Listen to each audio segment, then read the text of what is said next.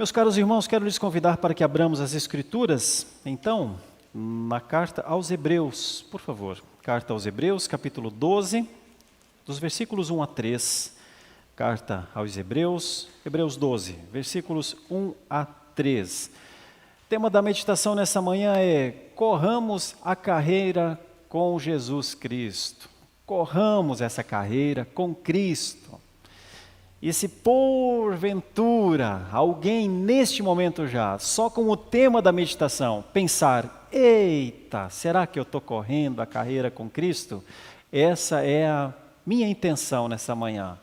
Pedir que o Senhor Deus nos abençoe para que entendamos um pouquinho mais. Ao longo de todo o tempo a gente só tem acréscimos de entendimento na fé, de tantas pregações que a gente ouve, de tantos estudos bíblicos que a gente participa, e nessa manhã, mais uma vez, eu gostaria de reforçar isso. Existe uma carreira, existe, e ela é para ser corrida, mas não sozinhos, com Cristo primeiro.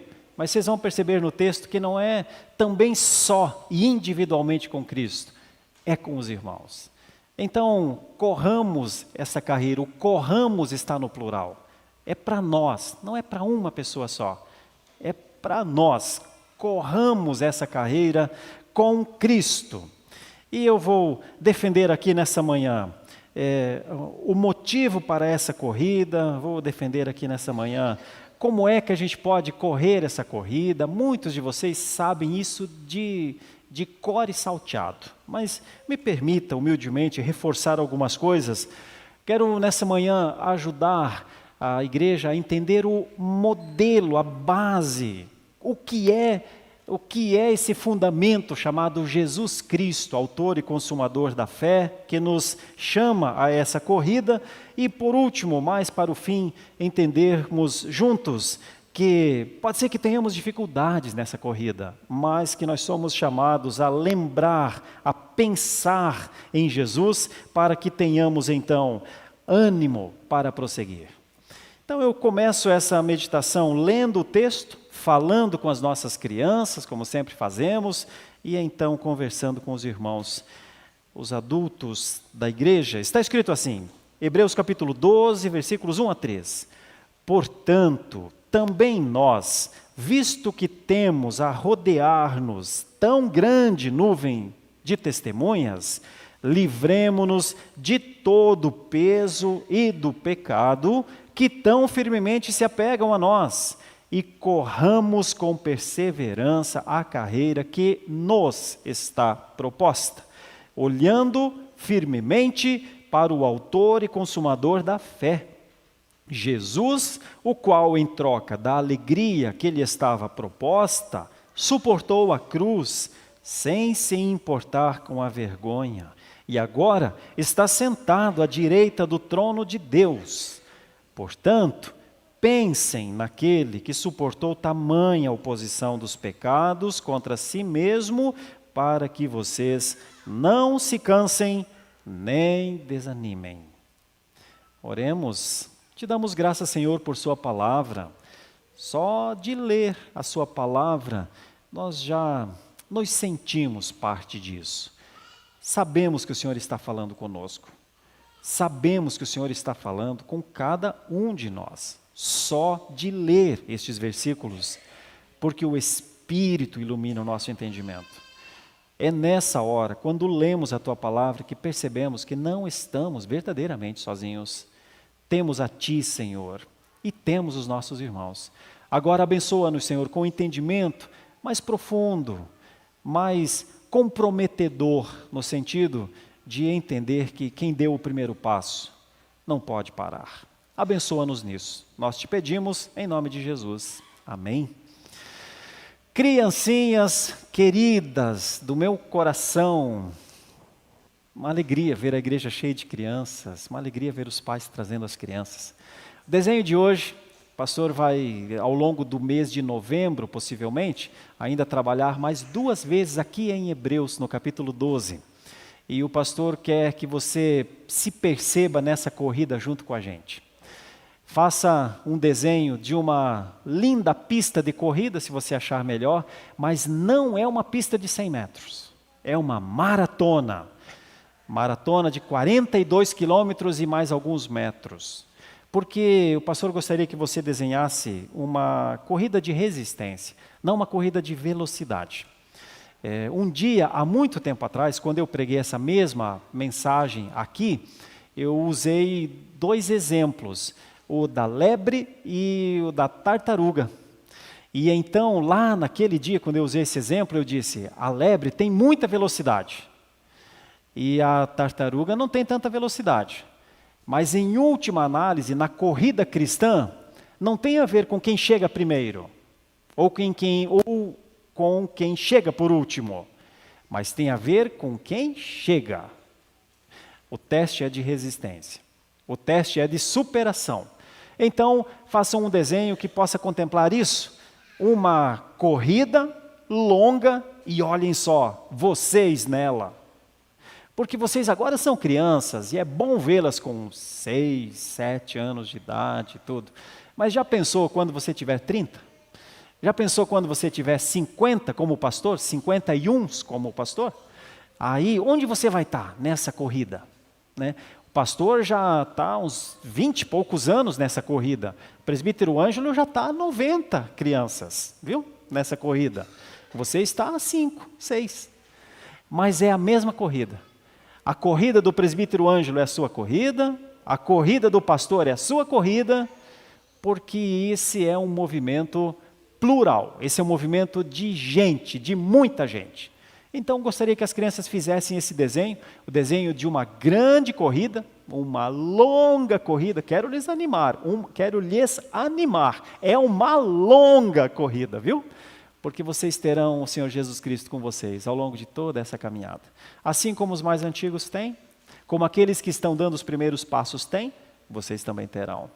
Então, façam o desenho mais criativo que vocês puderem, para que ele possa se tornar um quadro de preferência e ser colocado lá na porta, lá na parte de trás do seu quarto, se você quiser, lá naquele espelho que de vez em quando você olha para ele, e isso possa lhe ajudar.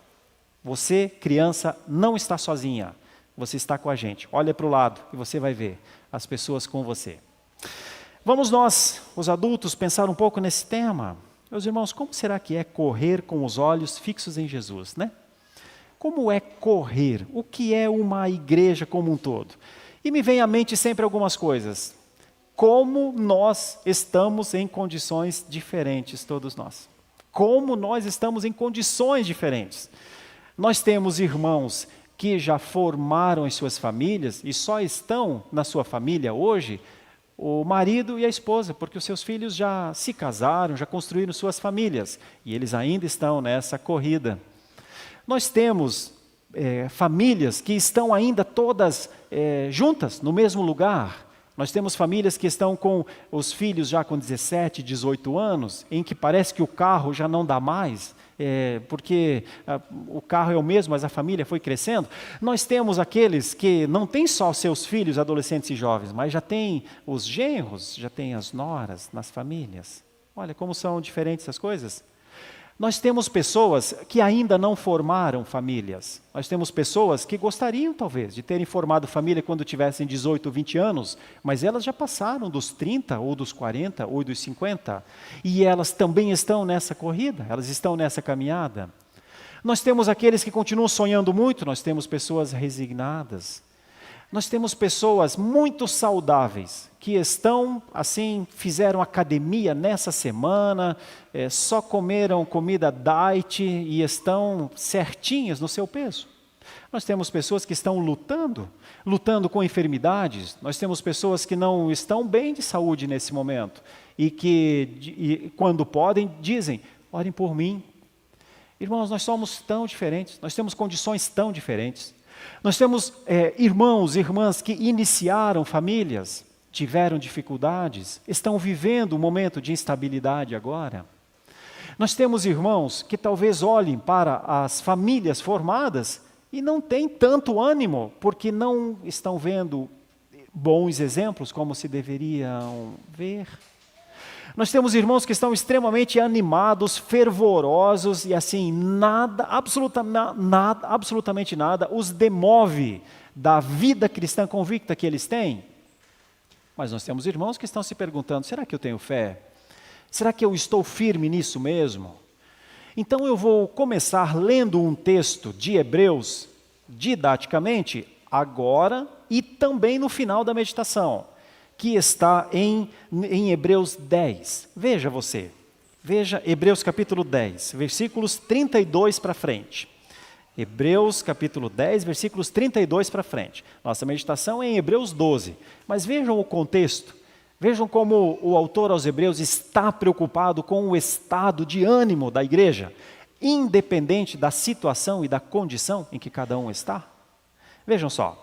Lembrem-se dos dias passados, estou no versículo 32. Quando, depois que foram iluminados, vocês sustentaram grande luta e sofrimentos. Em certos momentos, vocês foram transformados em espetáculo, tanto para serem insultados, quanto para serem maltratados. Em outros, vocês se tornaram coparticipantes com aqueles que foram tratados assim.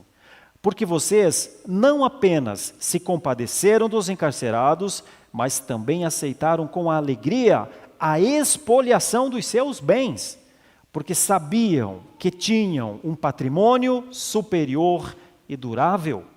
Portanto, não percam a confiança de vocês, porque ela tem grande recompensa. Vocês precisam perseverar, para que, havendo feito a vontade de Deus, alcancem a promessa.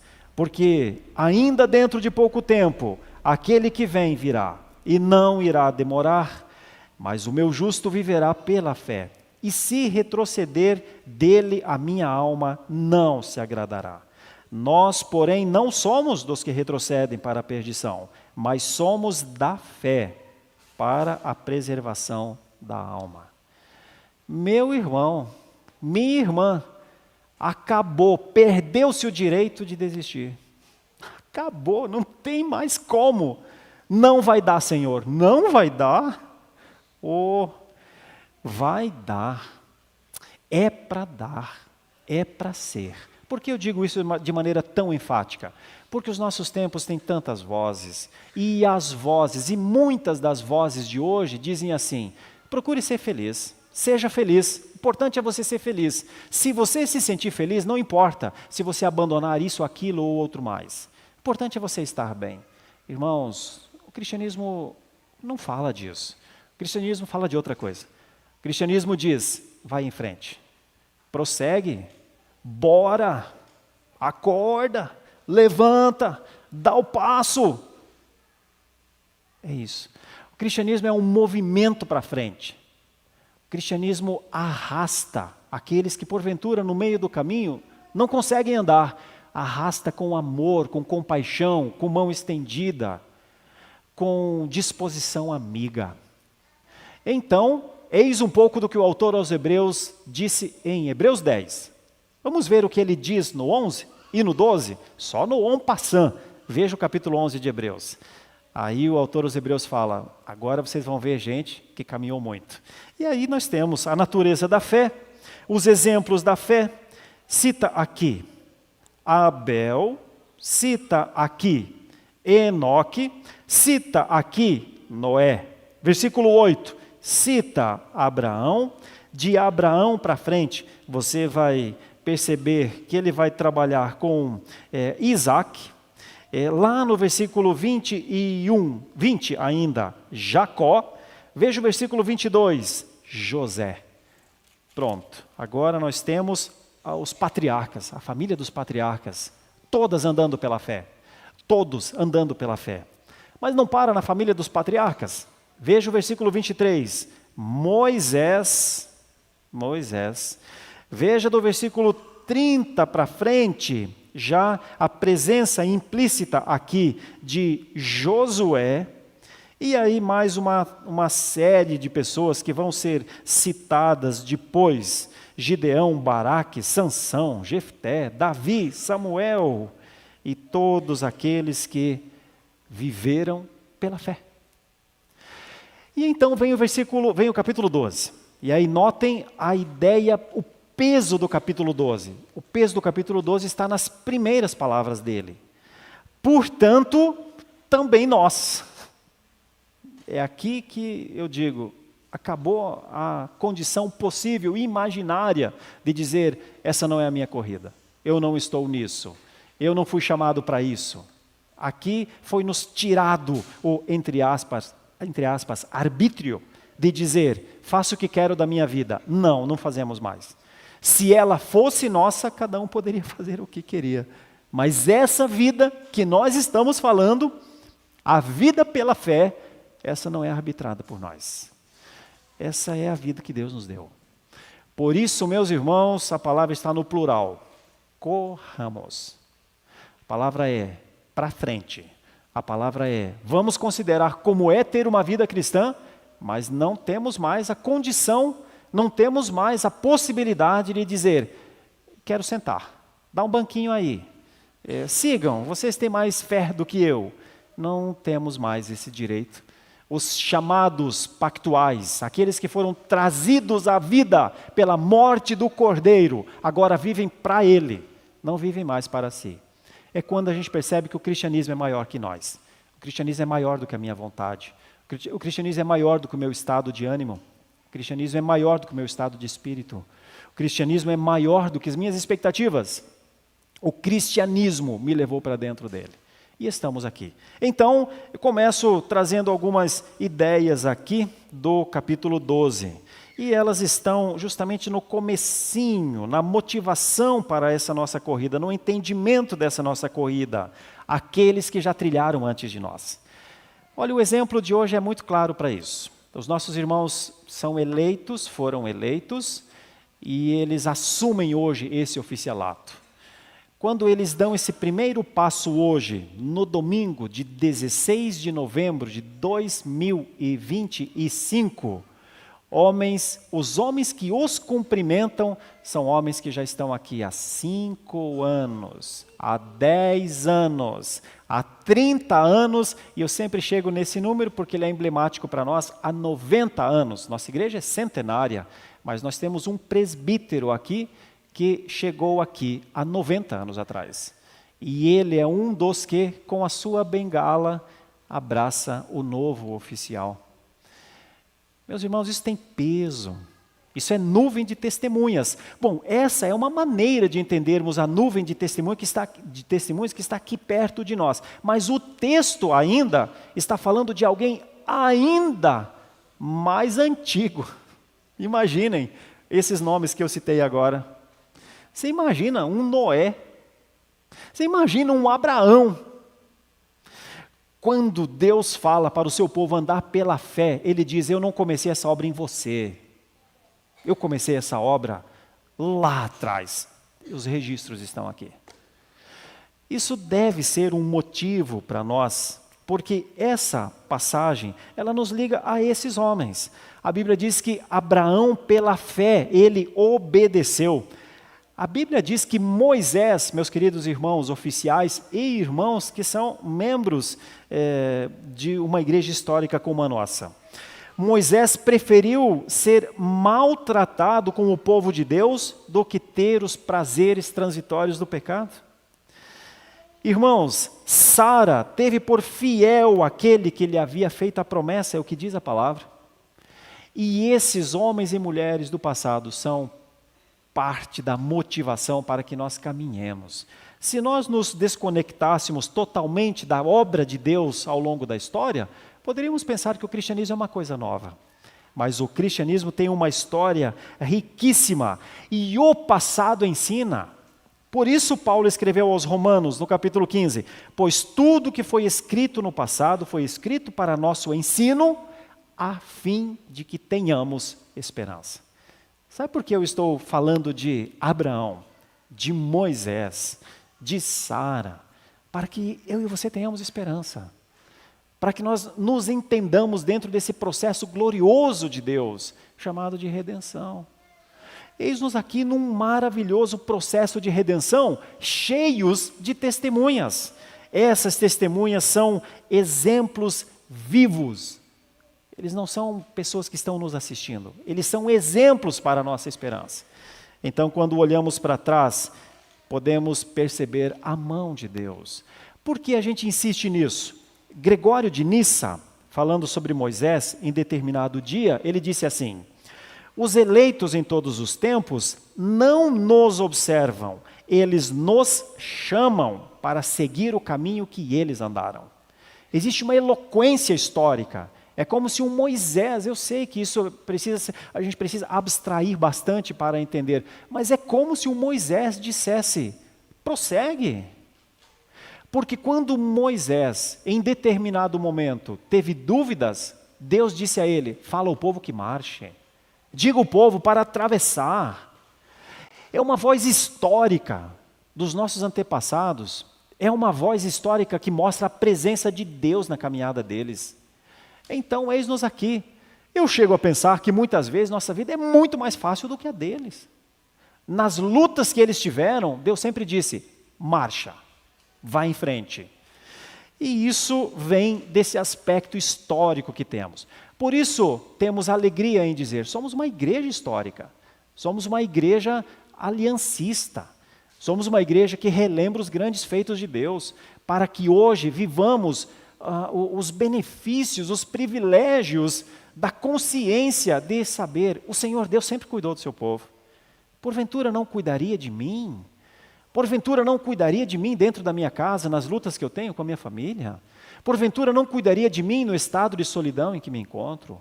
Porventura não cuidaria de mim no estado de ânimo dobre? Em alguns momentos estou muito animado, em outros momentos não estou tanto.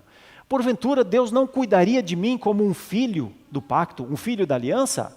O autor aos Hebreus diz: cuida, está cuidando. Então, quando olhamos para trás, meus irmãos, nós vemos grandes coisas. Às vezes precisamos relembrar, estudar um pouco esses momentos tão primordiais.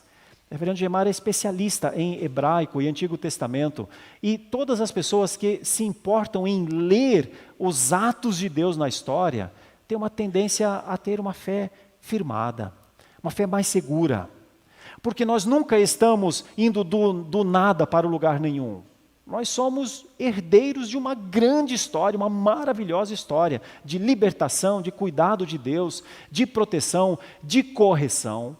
Porque talvez muitos pensem assim: não, eu quero todas as coisas de Deus, mas tem que ser do meu jeito. Aí não dá. Não existe esse meu jeito. Existe a vontade de Deus. Porque tudo o que nós sabemos da parte de Deus, do amor de Deus, é que Ele tem os melhores planos para a nossa vida.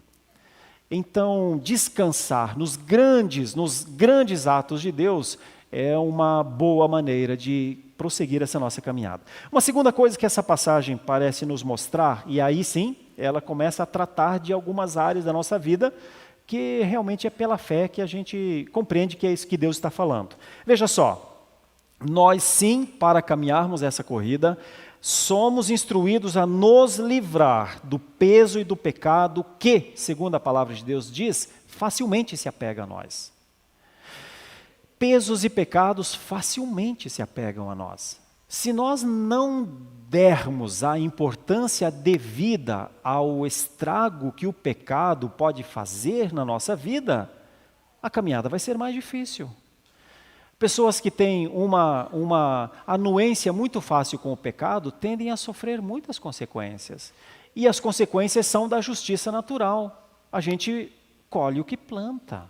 Então, de acordo com o que plantamos, colheremos. Se a nossa vida é uma semeadura de pecados, de subversões, de anarquismos pessoais, se a nossa vida é viver querendo sempre que as pessoas se adequem ao nosso jeito de pensar, se vivemos como mestres de nós mesmos, a tendência é o isolamento. Ninguém vai nos suportar. Não existe esse rei absoluto que governa a sua vida de maneira unitária, solitária e que todas as pessoas têm que aceitar, têm que entender. Porque isso é uma ficção, isso é uma história, isso não é uma realidade. No cristianismo não tem espaço para o homem que diz: as coisas têm que ser do jeito que eu quero. A mulher que diz: as coisas têm que ser do jeito que eu quero. As coisas precisam andar da forma como a Bíblia diz. E nós somos alunos, discípulos do Mestre Jesus. Por isso, olhando aqui para esse texto, boa parte das dificuldades dos homens e das mulheres que caminham podem ser os pesos e os pecados delas. Então, o que a Bíblia diz? Larga disso, abandona isso, se livra disso. É possível que peso não seja necessariamente um pecado, tanto é que faz a diferença dos pesos e dos pecados. Quando Calvino, comentando sobre as cartas do Novo Testamento, ele cita que a ideia de peso pode ser qualquer coisa que atrapalhe. Será que nós temos coisas que atrapalham a nossa caminhada, mas não sejam necessariamente pecados? Quando Paulo escreveu aos Coríntios, parece que ele disse algo assim, quando ele falou, todas as coisas me são lícitas, mas nem todas as coisas que são lícitas convêm. É possível que muitas coisas lícitas, mas inconvenientes, atrapalhem a caminhada de alguém. Então, dentre as orientações, em determinado momento, Calvino diz assim, não é suficiente evitar o mal, deve-se evitar tudo o que dificulta a piedade. Será que a gente consegue identificar o que dificulta a nossa piedade? Por quê? Porque às vezes não é necessariamente um pecado elegível para uma disciplina, mas ele é alguma coisa que atrapalha a caminhada. Não é um pecado, mas é um peso. Nós temos a tendência de pensar que coisas ruins são só os pecados, né? Porque elas são mesmo. Mas e se nós tivermos muitas coisas na nossa vida que não são necessariamente pecados, que a Bíblia não considera exatamente um pecado, mas são coisas que atrapalham bastante. E os exemplos, nós vamos ver logo a seguir, os exemplos são do corredor. Se um corredor, ele é corredor, mas ele confia nele de tal maneira que ele diz assim, olha, todos estão usando roupas muito finas, eu não quero, eu quero correr de moletom, tá frio, eu quero correr mais agasalhado um pouquinho. Aí, isso não é um pecado, mas é um peso. E no meio da caminhada, esse peso provavelmente será a causa de ele não conseguir correr. Vejam, não é alguma coisa que ele não possa usar, ele pode usar o seu moletom. O detalhe é só que ele não vai correr. Ou não vai conseguir correr. Às vezes, muitos pesos em nós não são mesmo para disciplinas, mas são para considerações. O autor aos Hebreus lembra disso e pronto, traz isso à tona. Mas ele aumenta, a passagem aumenta para pecados mesmo, que tão facilmente nos enlaça. E aqui a palavra é agarra, é cola, mais ou menos como cola tenaz. Tanto é que nas versões antigas estava escrito que tenazmente nos assedia. A cola que pega e você não solta, ela não solta, é difícil mesmo. Então aqui, aí quando Tiago escreve sobre isso, sobre as coisas que se agarram a nós, coisas que estão agarradas, presas em nós. Tiago cita 2 ou 3 coisas. Diz assim, cada um é tentado pela sua própria cobiça. Olha, se a cobiça estiver agarrada a nós, como uma cola tenaz, todo cobiçoso é egoísta além da conta. Todo cobiçoso é exigente além da conta. Todo cobiçoso é intransigente acerca de ele abrir mão de coisas. Todo cobiçoso é insatisfeito sempre. Todo cobiçoso nunca está alegre e contente com as coisas que Deus deu. Ele sempre quer um pouquinho mais. Tu já pensou se a cobiça estiver agarrada a gente? Já pensou? Como é difícil? Porque ela é pecado. Veja, quando você olha para frente, né? Então, quando John Owen, no seu livro A Morte da Morte, ele diz assim, o pecado luta para dominar, se não for mortificado, ele mata você.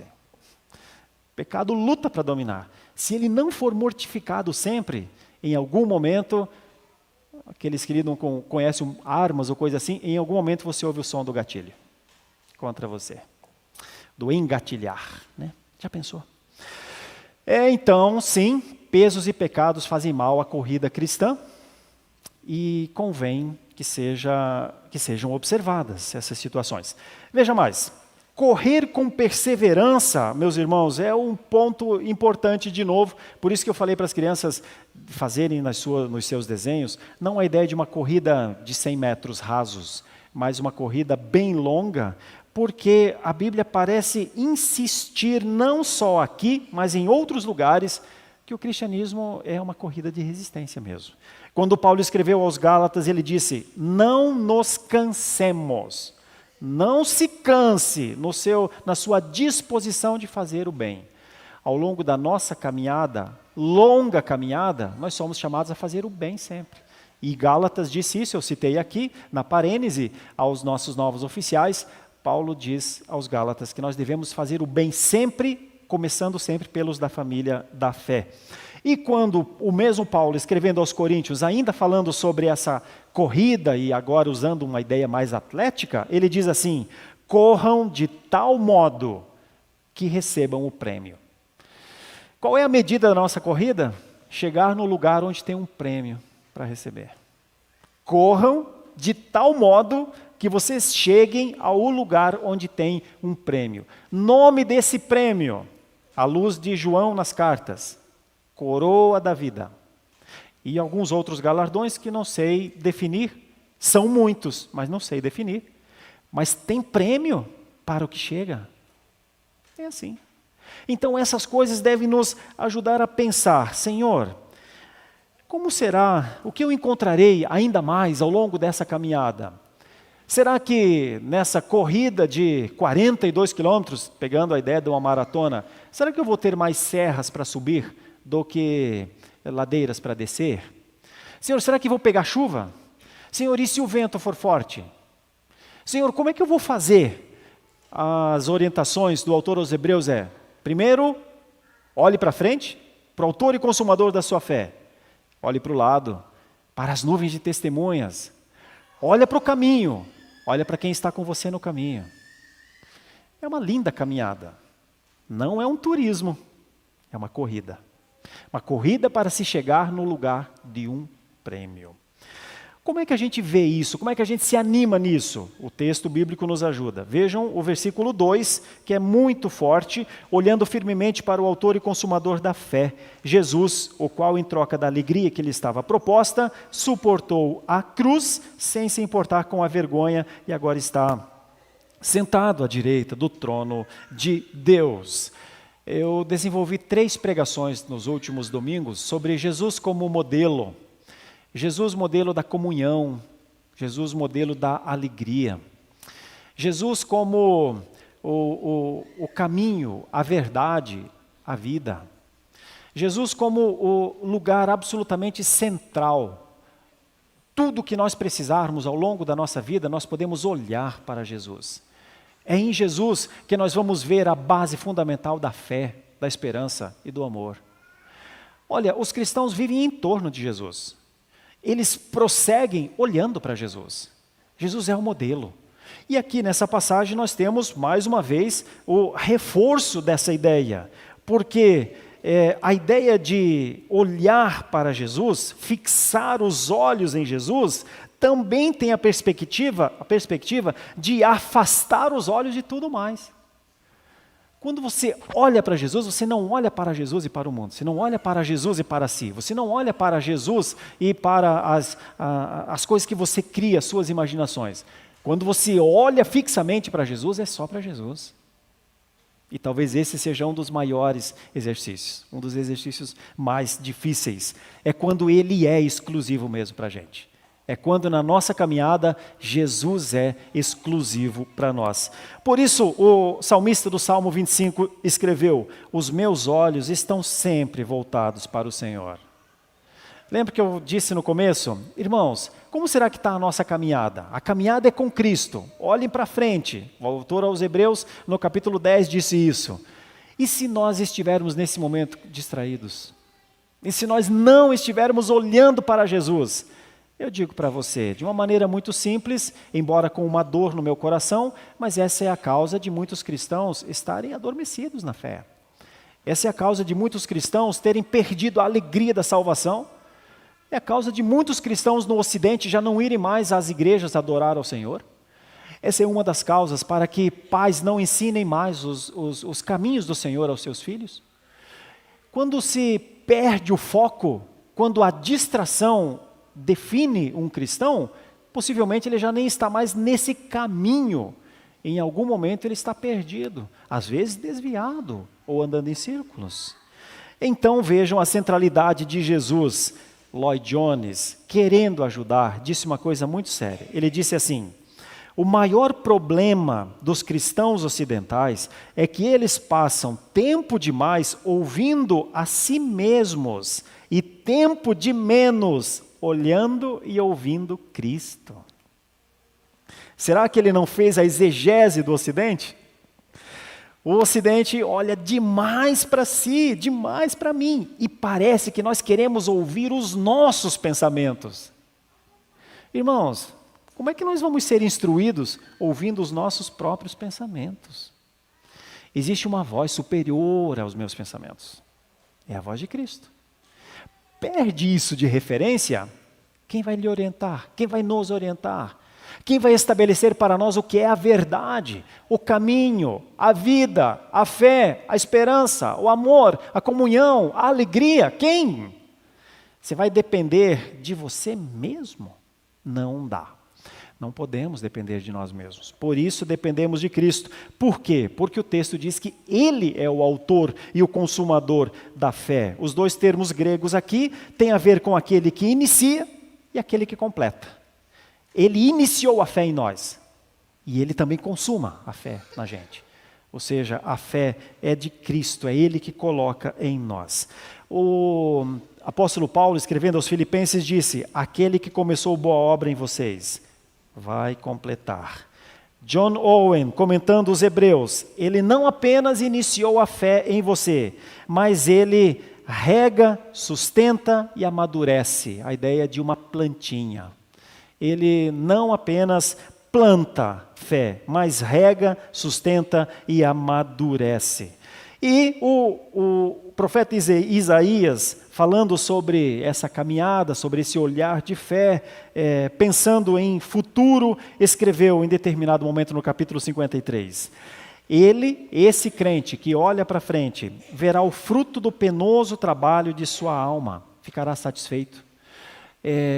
Primeiro aplicado ao próprio Cristo, o trabalho de Cristo é completo, mas um dia, ao longo da caminhada cristã, lá no final que nós vamos compreender como Deus nos sustentou, como foi a obra de Cristo para que nós prosseguíssemos e para que nós não parássemos. Por quê? Por quê? Porque apesar do sofrimento de Cristo, apesar do trabalho árduo dele, ele foi exaltado no final. É o que o autor Paulo aos Filipenses diz. Humilhado sim, mas exaltado para sempre. Então a obra de Cristo, meus irmãos, é a causa fundamental da nossa caminhada cristã. Nós só caminhamos por causa da obra de Cristo. Então não dá para parar, não tem como desanimar, não tem como desistir. Imagine você se Cristo tivesse desistido. Imagine você se Cristo não tivesse ido até o fim. Imagine o que seria de nós se a obra não fosse completada por Ele. Então Cristo completou a obra para que nós não desanimemos. Cristo completou a obra para que nós olhássemos para a sua obra completa e víssemos no ato de completar a obra de Cristo um ânimo, uma esperança. Última coisa que essa passagem parece nos mostrar, então nos leva a essa ideia. O quanto os cristãos consideram verdadeiramente Cristo na hora das dificuldades. E o autor fala aqui no versículo 3, pensem. A palavra pensar tem a ver com calcule, analise, tem a ver com pondere, pense. Pensem naquele que suportou tamanha oposição dos pecados contra si mesmo, para que vocês não se cansem e nem se desanimem. Pensem em Ele ter levado ao fim, a cabo mesmo, a sua obra por você. É difícil a gente se desconectar disso. É difícil a gente falar assim, tudo bem, ele fez toda a obra por mim, então estou livre de qualquer coisa. Não preciso me envolver mais. Já que ele fez a obra, está tudo completado. Irmãos, essa é só uma parte do calvinismo, da soberania de Deus. Soberanamente ele fez isso. Mas por conta do que ele fez, nós somos chamados às nossas responsabilidades pessoais. A responsabilidade do cristão é a de gratidão por isso, e de disposição por isso, e de nova esperança por isso.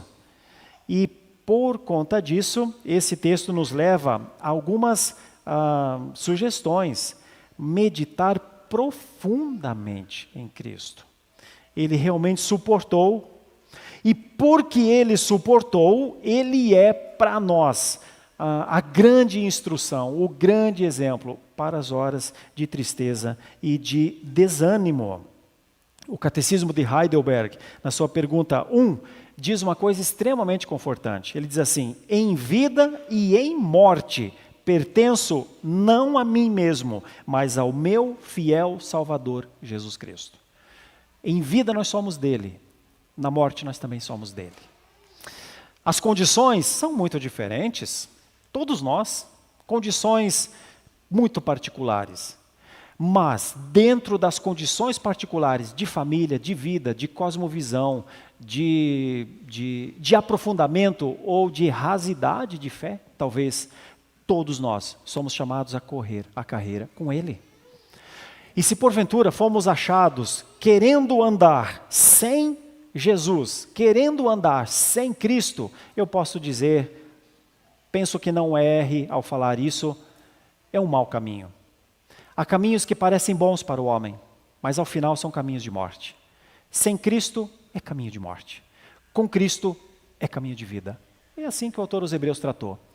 Por isso, Hebreus 12 nos chama a uma carreira assim, a uma corrida com Cristo, olhando para trás, e temos muito o que olhar para trás, porque as testemunhas estão relatadas lá.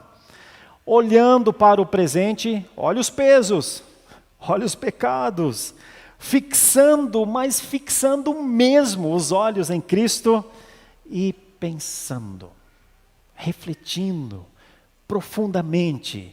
Essas coisas produzem gratidão. Essas coisas produzem um ânimo novo, um frescor maravilhoso. Nessa semana, nós fomos fazer uma visita à irmã mais idosa da nossa igreja, nossa irmã Eunice Ror, presbítero Emílio e Valdete e eu.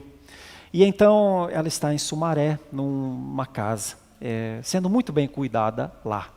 E enquanto nós estávamos ali conversando e lembrando das coisas lá do Espírito Santo, a terra deles, e então eu lembrava lá do meu sul e tal, e fomos conversando muitas coisas e tudo. De repente eu senti um aroma tão gostoso, um cheirinho, mas tão gostoso. Eu olhei para o lado e pensei, de onde vem esse cheiro? E olhei para as flores, não, essa aqui eu conheço, sabe que eu gosto muito de flores, né? Então, não, essa aqui não tem esse cheiro, tal. Perguntei para a moça da casa, de onde vem esse cheirinho tão maravilhoso? Ela falou, eu não estou sentindo, porque quem está sempre na casa se acostuma, né, ao cheiro. Eu falei, não, mas tem um cheiro diferente aqui. Saí andando por meio do jardim, encontrei, é de camélia. Quem conhece camélia sabe, já lembrou agora na hora, do cheirinho da camélia. Eu queria ficar sentado ali, do lado daquela flor. Branquinha, tão bonita, até trouxe um pouquinho, está aqui no gabinete, na água, para ver se cria raiz. Depois nós vamos plantar, né, lá no Guarujá. Irmãos, o cristão, ele é chamado a viver a sua missão no mundo. Uma flor tem missão. Uma flor, um pé de flor tem uma missão de ser um bom aroma ali naquele jardim. Uma flor. Agora imagine você um cristão. Será que ao longo dessa caminhada nós espalhamos o bom perfume de Cristo? Será que a gente vive como esse bom perfume de Cristo? Porque é a isso que nós somos chamados. Nós somos chamados a não voltar atrás mesmo. Nós somos chamados a ir em frente, apesar das lutas e das dificuldades. E eu volto a Hebreus 10, então. Leia de novo comigo, Hebreus 10, pensando nisso, correndo essa carreira proposta, olhando para Cristo, sabendo que nós fomos chamados para fazermos mesmo diferença no mundo. Essa é uma linda caminhada. É uma caminhada com o melhor aroma, o perfume de Cristo. Vejam, Hebreus capítulo 10, vejam, vou só repetir porque é para consolidar aqui. Hebreus capítulo 10, os versículos são 32. Lembrem-se dos dias passados, quando depois que foram iluminados, vocês sustentaram grande luta e sofrimentos. Em certos momentos, vocês foram transformados em espetáculo, tanto para serem insultados, quanto para serem maltratados. Em outros, vocês se tornaram coparticipantes com eles, que foram tratados assim. Porque vocês não apenas se compadeceram dos encarcerados, mas também aceitaram com alegria a expoliação dos seus bens, porque sabiam que tinham um patrimônio superior e durável. Portanto, não percam a confiança de vocês, porque ela tem grande recompensa. Vocês precisam perseverar, para que, havendo feito a vontade de Deus, alcancem a promessa. Porque ainda dentro de pouco tempo, aquele que vem virá, e não vai demorar, ou não irá demorar. Mas o meu justo viverá pela fé, e se retroceder, dele a minha alma não se agradará. Nós, porém, não somos dos que retrocedem para a perdição, mas somos da fé para a perseverança da alma. Minha oração é que o Espírito Santo aplique ao coração à medida das nossas necessidades. Cada um de nós sabe o que nós mais precisamos para prosseguir nessa caminhada. Que o Espírito Santo aplique isso ao seu coração, ao nosso coração, nessa manhã. E a obra de Deus estará sendo feita. Feche seus olhos, vamos falar com Deus. Santo Senhor, maravilhoso e digno Senhor. Mundo de distrações, mas a Bíblia nos chamando a Ti. Vozes, tantas vozes, vontades tantas, mas a Tua vontade sobre nós, santa, boa e agradável, nos chamando a Ti. Medos, tristezas, angústias, decepções, incertezas. Vontade, muitas vezes, de largar. Mas a Tua palavra dizendo, você tem que perseverar. Doce é a Tua palavra, Senhor, que fortalece, que nos fortalece. Como um dia Isaías disse lá no capítulo 40, como lemos agora aqui pela manhã. Os que perseveram no Senhor, os que esperam no Senhor, verão aquilo que o Senhor ainda tem para mostrar. Abençoa-nos nisso, Senhor, fortalece os nossos passos. Eis-nos aqui para uma caminhada exalando o perfume do Senhor. Abençoa-nos assim em nome de Jesus. Amém e amém. Muito obrigado por nos acompanhar até o final desse vídeo. Para receber mais reflexões e ficar por dentro dos próximos conteúdos, te convidamos a seguir as nossas redes sociais que estão na descrição. Alguns vídeos aparecerão na tela, caso queira continuar nos assistindo. Abraço e até a próxima!